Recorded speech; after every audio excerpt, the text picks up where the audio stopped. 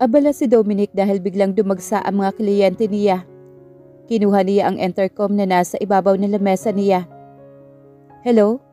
Paki-inform ang city engineer na may meeting kami mamayang 2 p.m. at pakisabing wala sanang malilate. Utos naman niya. Okay sir. Mabilis naman ang sagot nito. Sir? Gayon ko po ba na i-schedule yung isang applicant? Papapasukin ko na po ba? Tumingin siya sa suot niyang relo bago ito sinagot.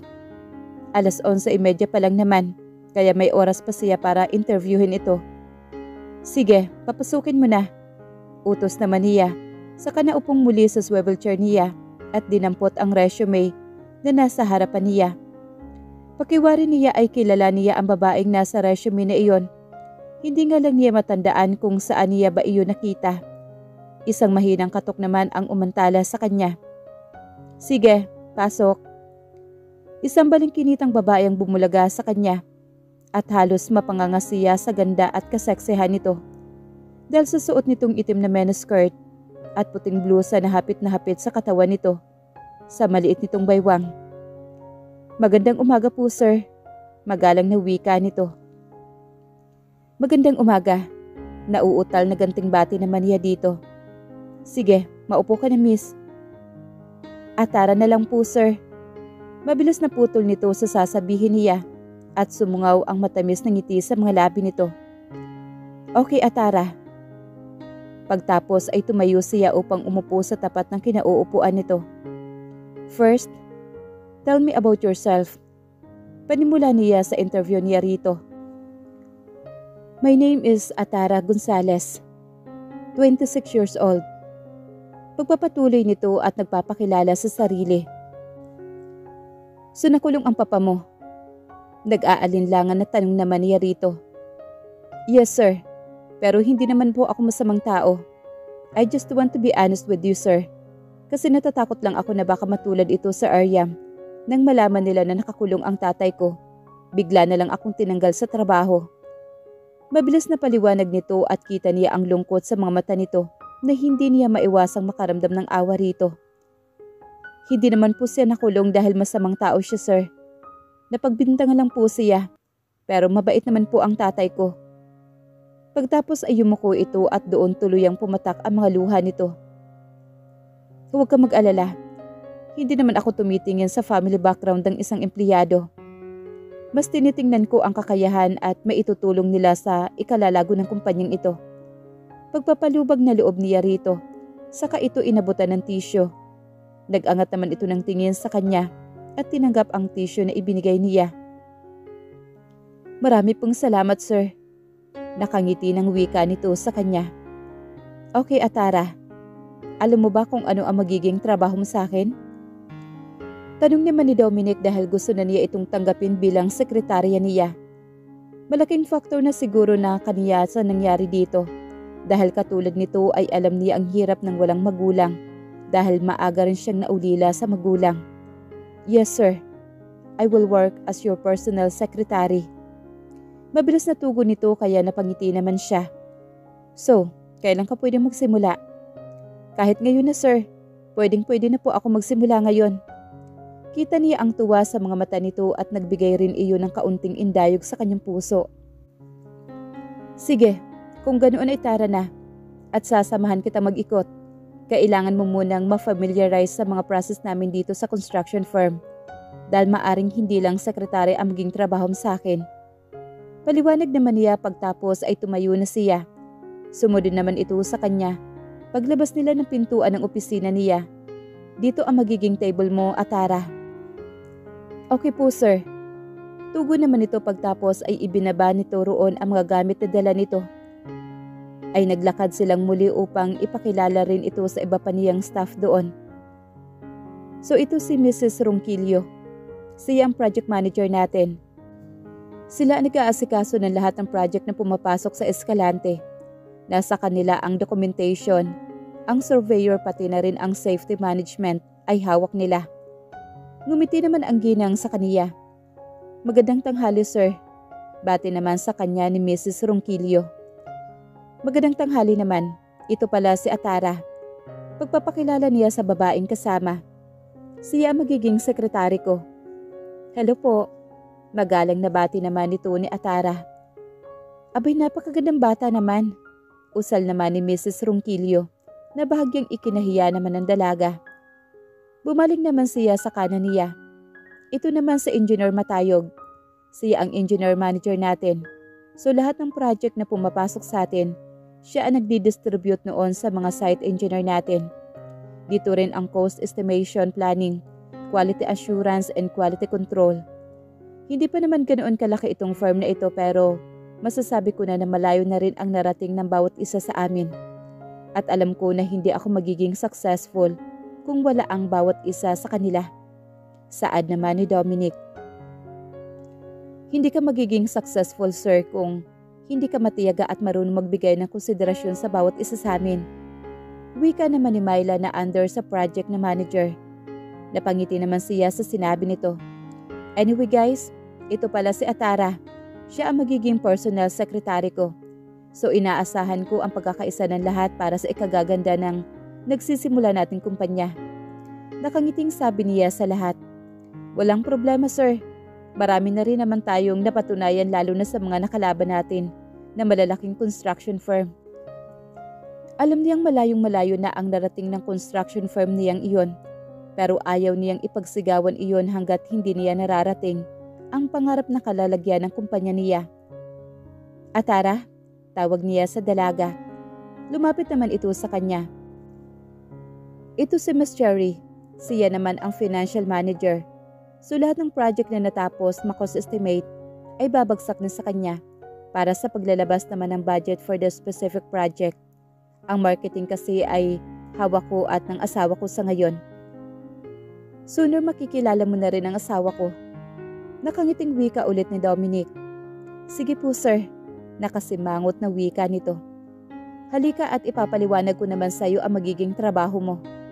Aya niya rito sa siya lumakad papunta sa opisina niya. Pagpasok nila roon ay kinuha niya ang mga guidelines and terms at iniabot iyon sa dalaga. Eto, aralin mo ang mga guidelines at specific terms na kadalasan ginagamit sa construction. One of this day, sasamahan at mag-iikot tayo sa mga site na hawak natin. Mahirap din kasi na aralin ang mga terms na nariyan kung hindi mo naman nakikita ng personal ang mga dapat mong aralin. Paliwanag muli ni Dominic. Sige po sir, wala pong problema. Mabilis na sagot naman ni Atara. Sige, pansamantala iyan muna ang aralin mo. Pagtapos kung may mga tawag sa akin ay ilag mo rito. Iniabot naman niya rito ang personal notebook niya. Nariyan na lahat ng mga active appointments ko for this week. Kung may tumawag at wala ang pangalan nila, ay ikaw na mismo ang mag-schedule sa kanila. Sa dami kasi nila, ay hindi ko na sila kayang pagsabay-sabayin pa. Wika naman ni Dominic. Sige po sir. Maaari ka na maupo roon sa pwesto mo. Utos naman niya rito. Tumango naman ito at tumalima sa sinabi niya. Nang makalabas ito ay hinawakan niya ang papeles na nasa harapan niya. Panibagong kontrata iyon para sa construction firm niya. Sa ganda ng nasimulan at natapos nilang proyekto, ay halos hindi na niya kailangan ng marketing staff dahil mismong ang mga naging kliyente na nila ang nagre-refer sa kanila sa mga kakilala nito. Mukhang kailangan na nilang mag-hire ng mga bagong site engineer dahil hindi nakakayanin ng mga kasalukuyang site engineer na mayroon sila ang humawak ng panibago na namang proyekto. Inaral niyang mabuti ang proyekto hawak niya. Isang hotel iyon na itatayo sa gawing Pasay. Hindi niya inaasahan na makakahawak siya ng ganoon kalaking proyekto bago matapos ang taong iyon para sa kanya. Nasa kalagitnaan siya ng pagbabasa ng proyektong iyon nang tumunog naman ang cellphone niya. Hello? Sagot niya nang hindi malang tinitingnan kung sino iyon. Hello Dominic? Ang ina ng kanyang asawa. Oh ma, bakit po? Kailan niyo ba kami balak na dalawin man lang ni Adriana? Magdadalawang linggo na mula nung huli ninyong punta rito. Tinatawagan ko si Adriana pero hindi naman ako sinasagot ng batang yon. Nahimikan niya ang pagtatampo sa tidig nito. Nasa hearing po kasi ngayon si Adriana ma, kaya po hindi talaga siya makakasagot. Hayaan niyo po at tatanungin ko siya sa kanya kung kailan po kami pwedeng tumalaw dyan sa Bulacan para naman makumusta namin kayo ni Papa. Paniniguro naman niya rito. Ay nako, bakit kasi hindi mo papatigilan sa trabaho yang si Adriana? Paano kami magkakaapo niyan kung puro trabaho na lang ang ginagawa ninyong dalawa? Muling sermon naman ito sa kanya. Ma, sinabi ko na po sa inyo na si Adriana ang dapat ninyong kausapin tungkol sa bagay na yan. Sa akin naman po wala namang problema. Talagang ang anak lang ninyo ang may katigasan ng ulo. Iyan nga ang sinasabi ko riyan. Ang kaso naman ay ayaw ding makinig sa akin. Malungkot na saad naman ito. Sige po ma, patatawagan ko na lang po kayo kay Adriana. May meeting pa po kasi ako kaya po hindi ako makakapagtagal sa telepono. Paalam naman niya rito. Okay sige, mag-iingat kayo palagi riyan ha. Sa mga trabaho ninyo, paalam na rin ito.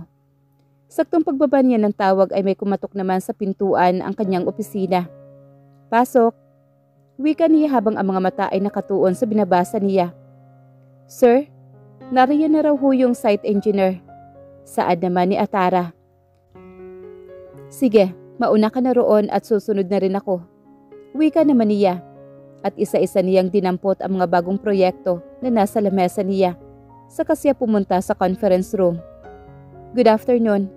Bati namang ito sa kanya. Good afternoon sa engineers. Bati niya. Kompleto na ba tayo? Tanong niya habang tinitingnan kung may kulang pa nga. Saglit lang engineer. Pigil naman sa kanya ni Arnold. O bakit? Tanong naman niya rito. Pakilala mo muna sa amin yung kasama mo. Wika nito na ang tinutukoy ay si Atara. Siya si Atara. Siya ang magiging sekretary ko. Kaya gentlemen, kailangan niyo siyang respetuhin. Pagbabanta niya naman sa mga ito. Nagtanguan lang naman ang mga ito. Okay, magsimula na tayo.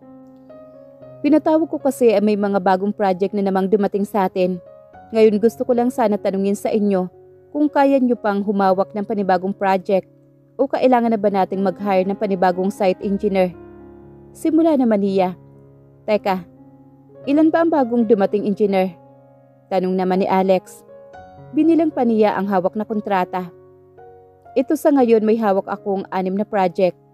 Itong 6 na ito, ngayong araw lang lahat dumating sa akin.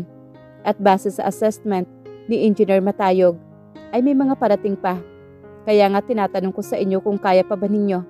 Dahil sa ngayon ay may tig-3 na kayong hawak. Yung sa isa naman, dito ay personal ko nang hahawakan. Kaya hindi nyo na dapat pang problemahin pa. Ang sa akin kung dadami pa naman ang mga project, kumuha na tayo ng bago. Kasi baka nga magkaproblema lang kung pipilitin naming hawakan ang lahat ng yan nang sabay-sabay. Suhestyon naman sa kanya ni Arnold. I agree. Segunda naman ni Troy. Kung magiging maganda naman ang bawat project na hahawakan natin, siguro naman mas dadami pa ang project na darating sa atin. Sa ngayon mag-hire na ako ng 4 na site engineer para maging 10 na kayo. May mga project din naman akong hinahawakan. Kaya hindi masyadong magiging mabigat sa inyo. Pagsang-ayon naman niya. So itong mga hawak ko na ito sa mga bagong engineers ko na ibibigay para kahit papaano may pahinga naman kayo. Biro niya sa mga ito. Oo engineer, mas mabuti pa nga. Halos isumpa na nga ako ng asawa ko dahil lagi na raw akong ginagabi sa uwi ko. Wika naman ni Frank na ikinatawa ng lahat. O siya sige, hindi ko na kayo aabalahin pa. Ipapatawag ko na lang ulit kayo kapag may dapat na ulit tayong pag-usapan. Maraming salamat sa time ninyong lahat.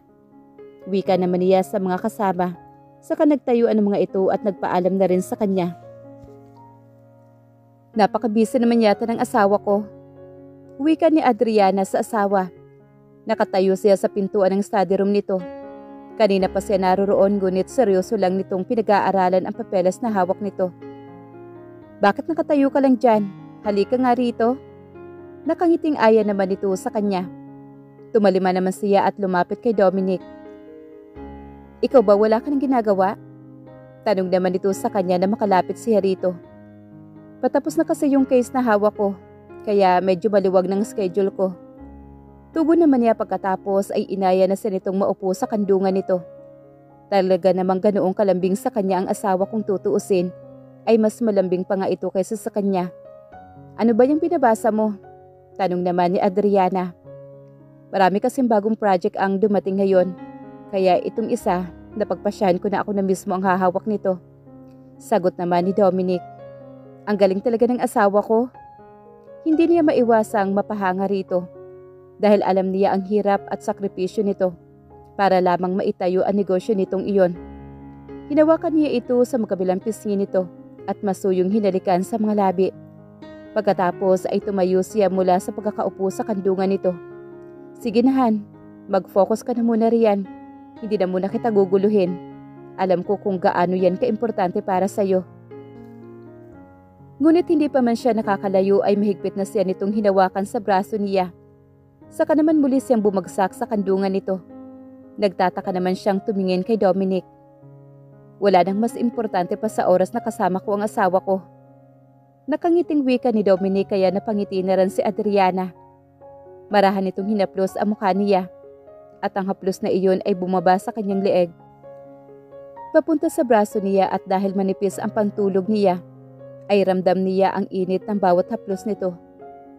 Puro ka talaga bula, Mr. Escalante.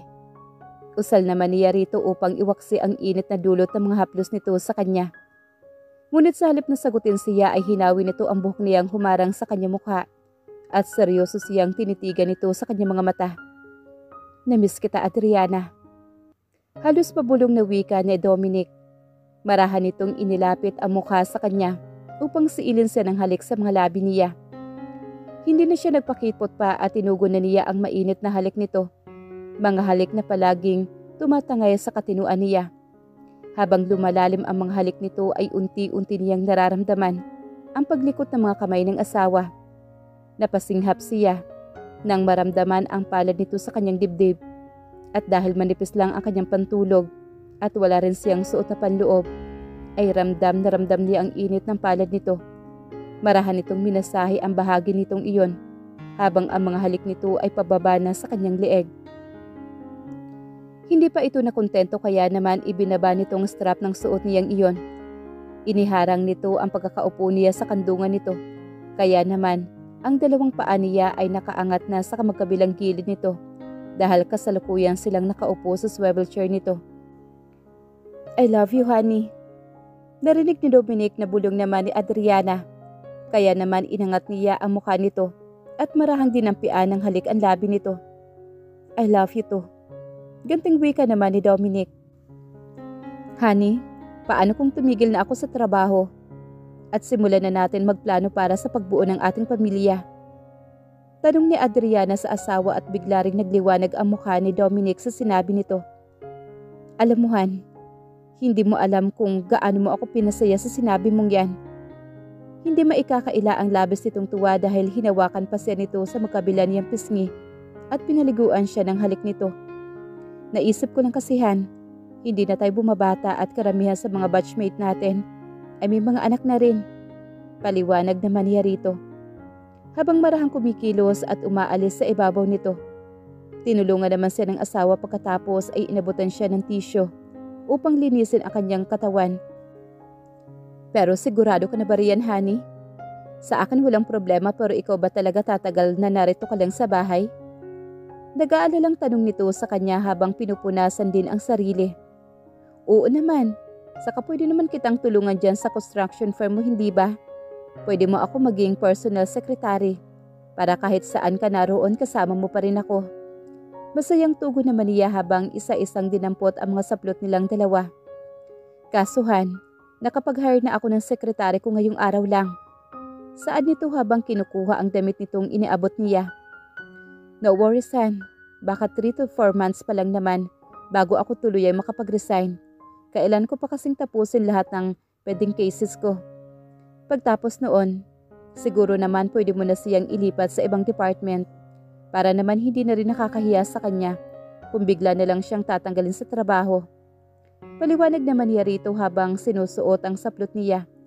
Ngumiti naman ito at yumakap sa kanya. Thank you, Han. Hindi ko akalain na gagawin mo yan para sa akin. Naisip ko kasi ang dami na ring oras na ginugugol ko para sa buhay ng ibang tao. I think it's about time para ikaw naman ang maging top priority ko. Wika niya at ikinapit sa batok nito ang magkabila niyang kamay. Hayaan mo, honey. Pag natapos ko na itong project na hawak ko, gusto ko mag-tour tayo sa Switzerland Tulad ng pangarap mo, iyon ang regalo ko sa iyo para sa anniversary natin. Humawak rin ito sa magkabilian niyang baywang. Sige, aasahan ko yan, Mr. Escalante. At saka pwede magbihis ka na. Feel na feel mo talaga ang pagboborlis mo dyan. Natatawang sita naman niya rito at bumitaw sa yakap nito. Kahit maglakad ako ng borles sa buong bahay, ikaw lang naman ang makakakita nito, Mrs. Escalante. At muli siyang sinugaban nito ng yakap. Parang gusto ko pa ng isang round, Mrs. Escalante. Biro naman ni Dominic at nakakaloko pang ngumiti sa kanya. Pagkatapos ay hinalik-halikan siya sa kanyang lieg. Dominic, ano ba? Natatawang wika niya dahil nakikiliti siya sa ginagawa nito. Buuin na natin si baby para maisama na natin siya sa Switzerland. Dagdag pa ni Dominic at patuloy lang sa pagyapos sa kanya. Excuse me, wala ka nang ilalabas, mister. Dahil naubos mo na ang lahat. Biro naman niya rito. Paano mo nasabi yun ha? Natatawang wika naman ni Dominic.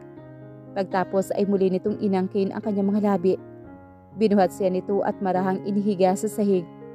Hoy Dominic, natatawang wika naman ni Adriana. Seryoso kaya ako?